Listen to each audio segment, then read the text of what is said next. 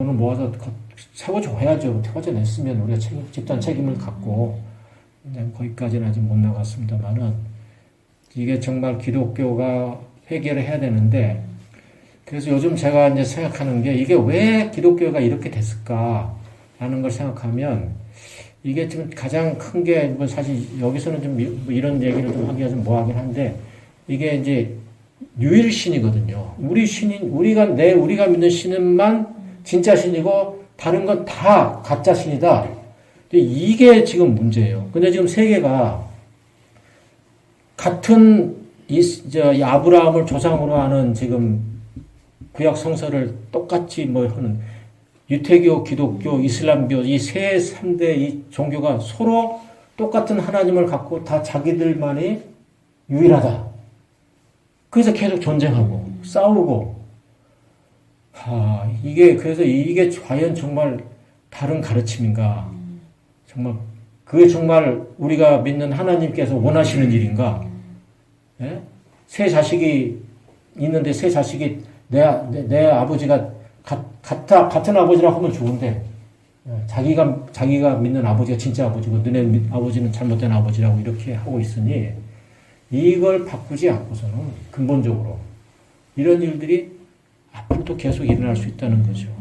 만약에 혹시 예수님이 이 땅에 다시 오시거나 부처님이 오늘날 다시 오신다면 정말로 오신다면 아마 제가 볼 때 대형 교단의 이 보스들이 제일 먼저 저거 사탄이야 저거 마구니야 하고 제일 먼저 아마 칼 들고 쫓아나올 거래요. 그 사람들이. 맞습니다. 저는 그렇게 봐요. 예. 근데 참 목사님 제가 옛날에 들은 얘기로는 초창기 때 미국 이민자들이 요즘은 투자 이민도 있고 기술 이민도 있으니까 공항에 마중 나온 놈 직업이지 직업이라. 그렇죠. 예. 나를 마중 나온 사람이 네. 세탁사면 나도 세탁사는 거고 맞습니다. 식당하면 식당하고 그렇다고 네. 한국에 처음 들어온 기독교가 텍사스 쪽 기독교가 주류였다는 얘기를 제가 들은 기억이 있거든요. 그건 아직 하여간 남부에 그러니까 그 미국의 천막 부흥 운동이 시작합니다. 1900년대 초기에, 그 1800년대 말기, 그 천막 부흥 운동이 시작하면서 이제 그 부흥사들이 가가지고 이제 시골 가서 이제 기적도 일으키고 병도 낫고 막 이러면서 막 하면서 이제 그 세계 선교 나갈 사람 이제 막 이렇게 손들기 하면 그러면 누가 나오면 그냥 한 6개월 정도 적당히 교육시켜가지고 거기서 그러니까 좋은 분도 많이 있지만 이제 그런 분들이 이제 많이 종교적 열광주의, 그래서 이 기독교로 세계를 구원한다, 이런 기독교 제국주의적 입장에 그런 생각을 갖고 선교사가 돼서 이제 선교사로 많이 지원을 했는데 문제는 그 당시에 선교사들 중에서도 제 1순위는 아시아 쪽으로 간다고 그러면 제 1순위는 일본, 2순위 인도, 3순위 중국, 한국은 어디 있는지도 몰라. 이게 나라가 어디 있는지도 몰라. 그러니까 정말 좀 질 떨어진 분들이 많이 왔고요. 사실 그 중에서 이제 물론 언더드나 펜슬러나 이제 특별하게 이제 그런 좀 좋으신 분도 계시긴 했지만 일반적으로는 수준이 좀 너무 낮았습니다. 기독교 제국주의 신앙 가지고 있는 사람들. 그리고 그때 조선이 일본 제국주의에게 먹힐 때잖아요. 근데 미국하고 일본하고 짝짝꿍 했잖아요. 가츠라 테프트 협약이라고 그래가지고 그래서 미국은 필리핀 지배할 테니까 일본 너희들 조용해라. 그러면 그 대신 일본은 조선 식민지화하니까 미국은 그냥 인정해라. 그래서 서로 그렇게 하는 바람에 미국 선교사들이 다 미국 정부에 협조를 했단 말이죠. 그러니까 독립운동을 정치운동이라고 이거를 개입하지 말라고 그렇게 가르쳤으니 이게 말이 안 되는 거죠. 그리고 자기들은 포도주도 먹고 담배도 피면서 우리 보고는 술, 담배 다 죄라고 그렇게 가르치고 이게 무식하다는 거예요. 그리고 교리 되는 것도 여러분 이제 교회 오래 다니신 분들은 세례반이라는 거는 전에 학습반이라는 게 있었습니다. 학습 세례. 학습 6개월 하고 그다음에 세례반 6개월 받아야 했어요.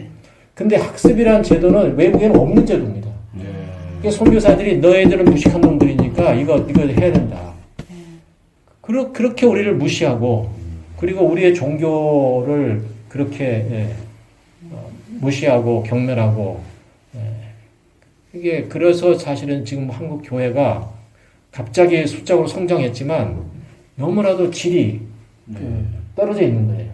예. 지금도. 그래서 참, 지금은 이제는 어차피 한국 교회가 막 무너지기 시작하고 있습니다.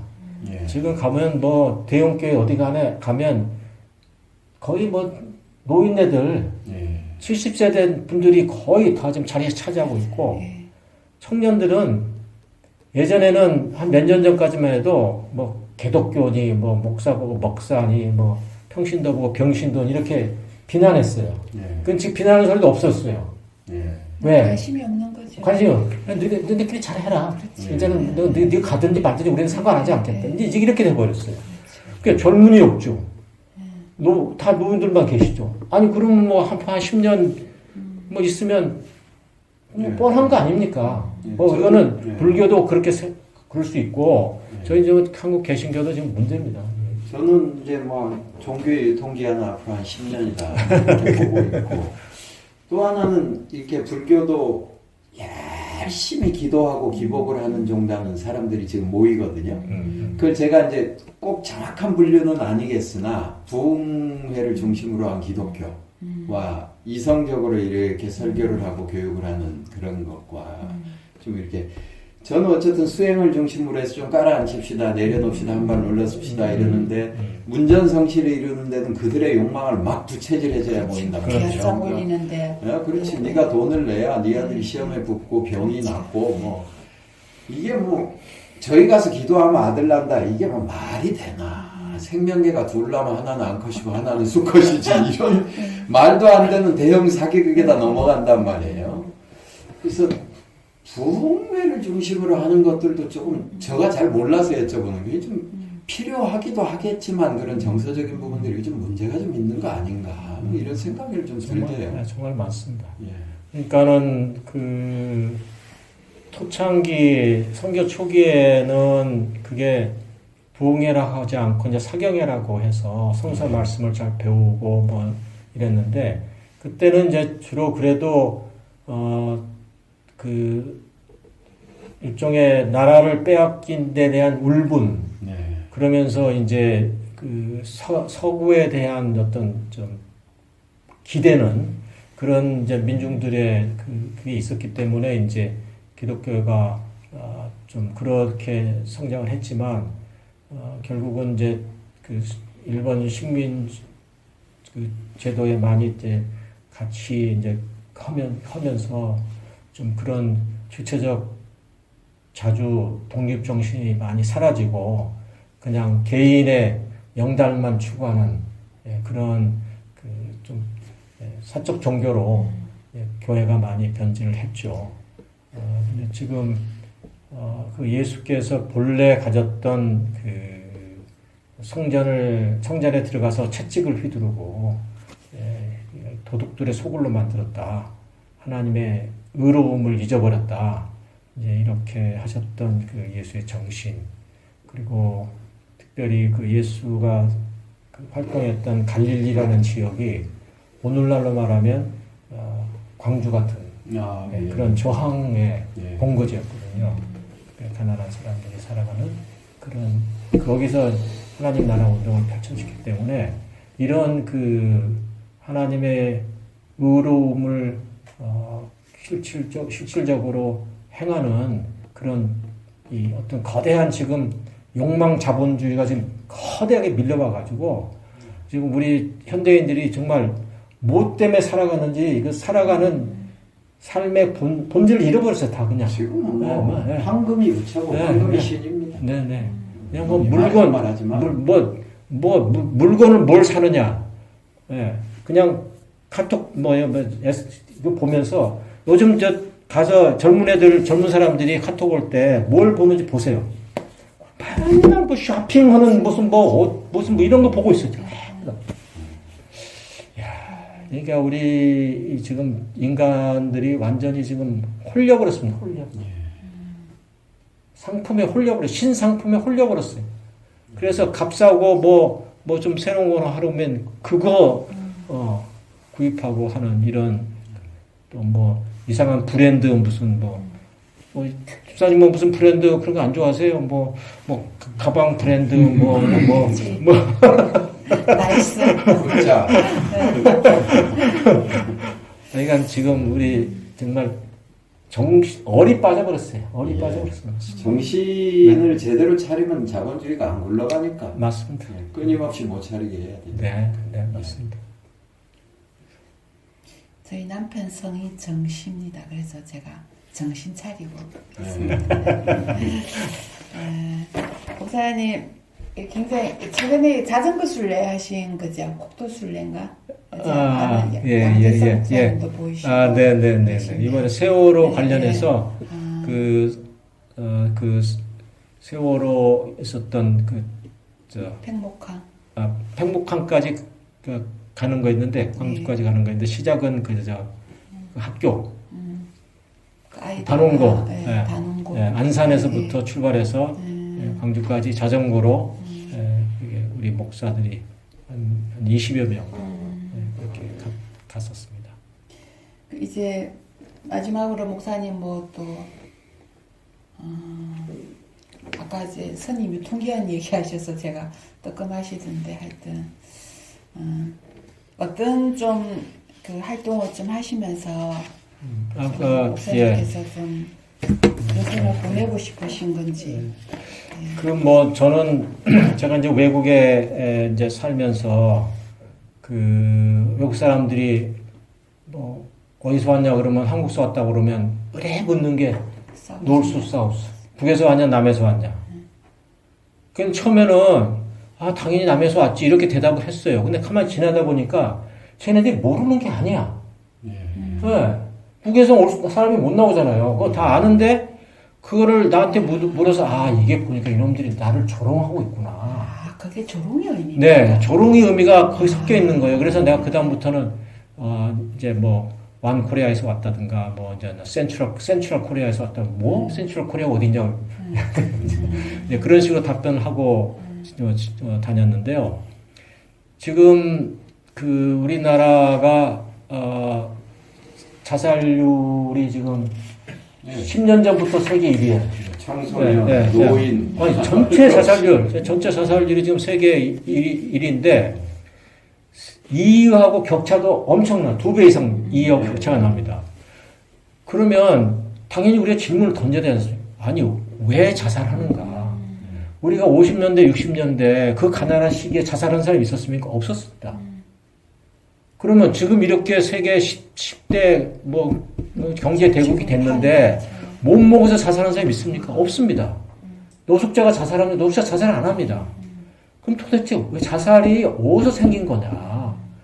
잘 살게 됐는데 왜 자살하냐?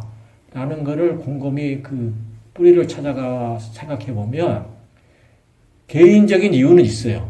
개인마다 다 자살의 이유가 있지만 더 깊이 보면 사회병입니다. 그러면 무슨 얘기냐면 생명을 경시하기 때문에 하는 거예요. 조금만 어려움을 겪으면 죽어야지. 자살해. 그러면 왜 자기 자신의 생명을 이렇게 소홀히 여기느냐, 경시하느냐. 그거는 어려서부터 남의 생명을 경시하고 욕하고 살았기 때문이에요. 무슨 얘기냐? 북의 형제 자매를 향해서 우리가 생명으로 보질 않습니다. 멸망해야 할, 지구상에서 사라져야 할 존재들로 봐요. 이거 생명으로 보지는 않습니다. 그러니까 욕을 하는 거예요. 스님은 잘 모르시면 저희들 어렸을 때 흔히 하는 말이거든요. 야, 너 죽을래? 괜히 말하다가 너 죽을래? 예, 저희도 너 걸러 갈래? 그러니까 어렸을 때 그게 무슨 뜻인지 왜 그렇게 했을까? 근데 우리가 어른들한테 배운 거예요. 그러니까 어른들이 이 남과 북의 이런 속에서 북을 미워하다 보니까 원수시 여기고 그러다 보니까 북을 생명의 존재로 보질 않고 무시한단 말이에요. 그러니까 북의 생명을 북한에 있는 생명을 무시하다 보니까 그 경시 사상이 결국은 자기 생명까지도 경시하는 그런 사회적 심리가 생긴 겁니다. 저는 그거 외에 다른 방식으로 왜 자살이 많은지를 이유를 설명할 수 없다고 생각을 해요. 그리고 세계 자살률 2위가 사실은 그 자살률 2위는 그 가끔 자살 세계 명단에서 빠질 때도 있고 들어갈 때도 있어요. 근데 제가 어느 날 몇 년 전에 그걸 뒤지다가 보니까 사이프러스가 2위더라고요. 예. 자살률 2위가 사이프러스. 그래서 왜 사이프러스가 2위? 그래 보니까 사이프러스가 터키와 그리스 사이에서 그 있는 섬이잖아요. 성경에도 나오는 시프러스 섬이라고. 그 섬이 사실 원래 이제 그리스가 이제 지배했었는데 거기도 그 이슬람 국가하고 이제 그리스 그 종교 교인들하고 이제 이게 섞어져 있습니다. 그래가지고 터키가 그 1940몇 년도인가 침략을 해가지고 그 땅을 반은 아니지만 그 위에 점령을 해요. 그래가지고 지금 완전히 이제 분단돼 버려가지고 철조망이 쳐져 있습니다. 거기도 못 지나다녀요. 그러니까 서로 종교도 다르고 그러다 보니까 서로 뭐 미워하는 마음 생기다 보니까 그래서 거기도 자살률 2위 국가가 됐더라고요. 그래서 정말 이 지금 우리나라가 이 자살률 국가에서 이 불명예에서 벗어나야 되는데 언제 벗어날 건가? 앞으로 저는 10년 동안, 20년 동안 계속 1위로 갈 거라고 봅니다. 그러면 근본을 바꿔야 되는데 저는 그 근본이 이 북을 원수시 여기는 이 근본 마음을 바꾸지 않는 한은 이런 그 생명 경시 현상은 계속 일어날 거다. 그러면 북을 우리가 예를 들면 북한하고 우리 뭐 김정은 위원장하고 뭐 문재인 대통령이 만나면 남북 정상회담 그러잖아요. 그럼 말이 남북 정상회담이지 우리나라 헌법에 국가보안법이 있습니다. 국가보안법은 북을 뭐라고 얘기합니까? 방국가 단체. 주죠. 예, 주죠. 그리고 헌법 3조에 대한민국의 영토는 한반도와 그 부속 도서를 한다고 돼 있어요. 북한이 우리 땅이야. 남쪽 땅이야. 이거 그 나라가 아니에요, 지금. 예, 유엔의 한 회원국인데 이거를 나라로 인정하지 않고 있습니다. 그러면서 만날 때는 정상회담, 남북 대화. 그래서 이거는 우리가 이 정신이 똑바로 박혀 있는 지성인으로서는 이건 있을 수 없는 일이다. 예. 이러면서 우리가 이렇게 살아간다는 거는 그건 정상적인 삶이 아니다. 그래서 저는 이 헌법도 고쳐야 되고요. 예. 아니면 그러면 우리 땅 그 했으니까 전쟁을 해서 이거 뺏어 가든지 그건 말도 안 되는 일이지 않습니까? 지금은 뭐 전쟁이 일어났다 그러면 무슨 300만 전 인구가 한반도가 전체 다 죽습니다 지금은. 그러려면 빨리 북을 현실을 현실대로 인정하고 그러기 위해서는 헌법의 이 영토 조항도 바꿔야 되고 무엇보다도 좀 국가보안법 이 북을 이렇게 주적으로 보는 이 법을 바꾸지 않으면 안 된다. 뭐 조금만 남쪽에서는 수틀리면 빨갱이라고 부릅니다. 그렇죠. 예. 북하고 아무 관계 없는 얘기도 그렇죠. 그냥 빨갱이라고 부릅니다. 그래서 그 이 게임의 전환이라는 이 영화 이 스릴러 영화가 한 달 전에 만들어졌습니다. 이 국가보안법 철폐를 위한 영화인데요. 이걸 그 정말 잘 만들어져 있습니다. 그래서 유튜브에도 사실 공개가 돼 있고요. 제가 이제 여기 일에 좀 관여를 해서 하고 있습니다. 그래서 저는 이 국가보안법이 단순히 한 법이 아니라 우리 스스로를 생명을 빼앗아가는 정말 악법이다. 종교인이 우리 예수가 한 생명이 세상보다 귀하다고 그랬는데 지금 하루에 지금 3만 명이 1년에 3만 명이 자살하고 이런 나라가 어디 있어요? 예? 정말 이거는 정말 우리 빨리 이거 바꿔야 됩니다. 그러려면 저는 근본적인 이것부터 해야 된다 이렇게 생각을 하고 있습니다.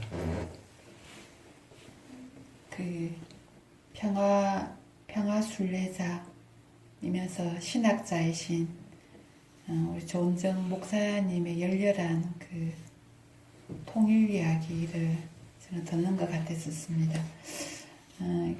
통일이 굉장히 양분되어 있죠, 그죠? 우리 사회가 뭐 빨갱이 이런 이야기 나오는데 우리 진보 진영도 어쨌든 이 프레임에서 자유롭지 않아서 양분되어 있고 마치 통일을 얘기하면은 저쪽이다 이쪽이다 이렇게 구분하는 말로 이렇게 되어 있는데 오늘 목사님하고 이렇게 또 이렇게 가까이서 또 목사님의 가장 좀 진솔한 이야기를 들으니까 느끼는 바가 굉장히 많았습니다. 그 하나 덧붙이면 이제 우리가 북한을 비판할 때 흔히 하는 게 이제 자유가 없다. 인권 문제를 많이 얘기하지 않습니까? 그런데 유엔 헌장에 인권의 종류가 39가지입니다. 자유는 인권의 하나예요. 우리는 자유만 얘기해요. 평등도 인권입니다. 그렇죠. 우리가 자유라고 그래서 정말 뭐 부자들이 그냥 수십억짜리 아파트 그냥 재산 다 가지고 있고, 예? 가난한 사람들은 그냥 그렇게 사는, 이거는 또, 네, 이거는 인권이 아니죠. 네. 이건 인권 보호가 아니에요. 가난한 사람은 또 균등하게 살아갈 그런 법적 보호가 필요한 거죠. 이걸 지켜줘야죠. 그런 의미에서 보면 사실은 그 전체 소득의 차이는 있지만 남은 개인의 자유를 소중히 여기는 인권의 나라고 북은 평등을 소중히 여기는 거기도 인권을 소중히 여기는 나라입니다. 그러니까 서로의 장단점이 있는 거예요. 그러니까 우리가 통일을 한다 그러면 북이고 남이고 서로의 체제의 좋은 점을 서로 잘 가다듬어서 어떻게든 하나의 뭘 만들어야 될 거 아닙니까? 시간은 언제 많이 걸리더라도 그래서 생각부터 상대방의 좋은 건 좋다 그러고 또 잘못된 건 자꾸 듣다 그러고 서로 이렇게 하는 게 돼야 되는데 이제 북에 대해서 좋은 걸 좋다 그러면 이제 고무 찬양죄로 이제 오늘 같은 경우도 잘못하면 이제 스님 혹시 못 빼더라도 제가 네. 곧 편집했습니다. 그래서 지금 현재 고무 찬양 부가범법이 여러 개 있는데 그 중에 고무 찬양죄가 있습니다.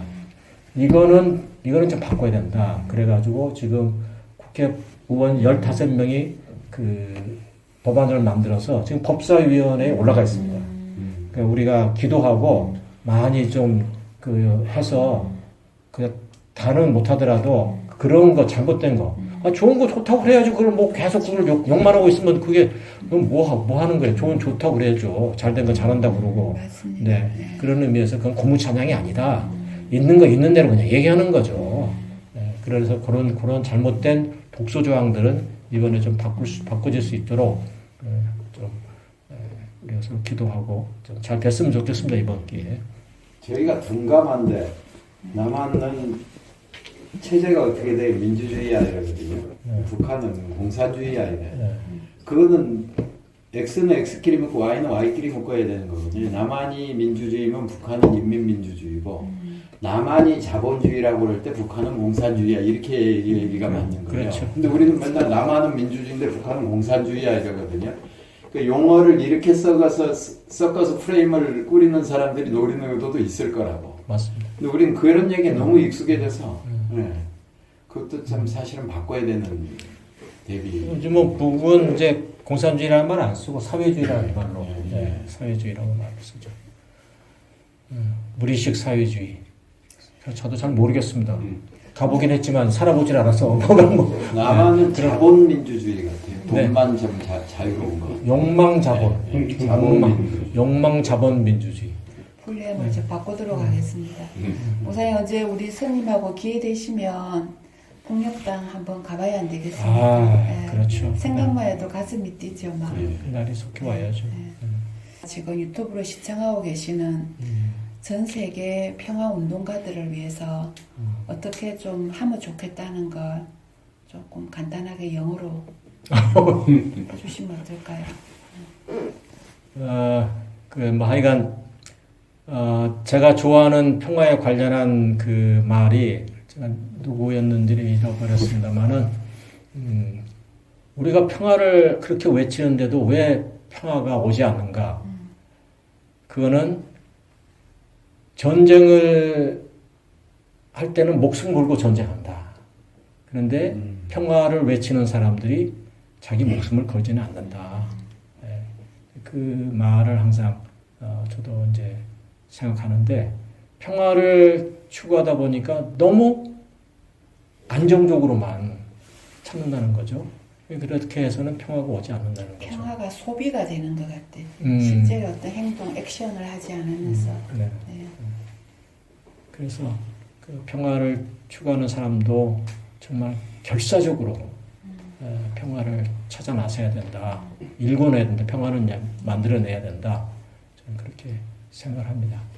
그 예수의 그 말씀 가운데 평화를 일구는 자는 복이 있다. 저들이 하나님의 자녀가 될 것이다. 라는 말이 있습니다. 사실 신의 자녀가 되면 그 이상의 축복이 부자 되는 거 더 좋은 거 아닙니까? 신의 자녀 되는 게. 뭐 그렇다고 그러면 평화를 만드는 일이야말로 우리가 가장 먼저 찾아야 할 신앙인의 근본 태도가 아니겠는가 이렇게 생각합니다. 영어는 뭐 그냥 스님 인사 예. 더 하실까? 뭐 귀한 말씀 많이 들었고요. 어쨌든 하나하나 목사님 뜻하시는 바대로 다 이루어지기를 제가 마음 보내고 네.